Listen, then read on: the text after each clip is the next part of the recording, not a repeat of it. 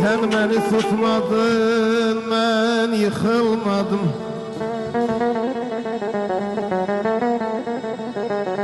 Sen beni tutmadın, ben yıkılmadım. Sökendim özüme ağaç yerine.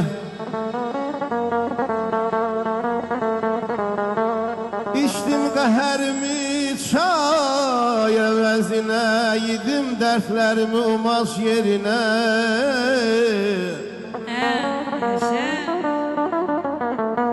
Sənə könül verdim, elə böyütdüm, bənzətdim laləyə, gülə böyütdüm.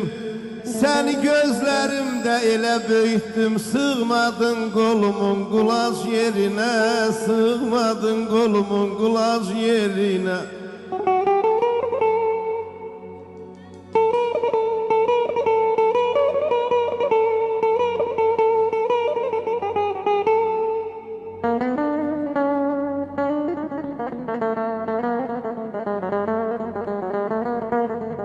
O kənddə darxır mənsizliyindən, quşlar da oxumur dənsizliyindən. Köçüb öz kəndimin sənsizliyindən, düşdüm bu şəhərin tıxac yerinə. Əyri düz görən göz ürəyimdi, əyən qamətimi söz ürəyimdi. Mənim öz əlacım öz ürəyimdir. Mənim öz əlacım öz ürəyimdir. Mən daş bağlamışam əlac yerinə.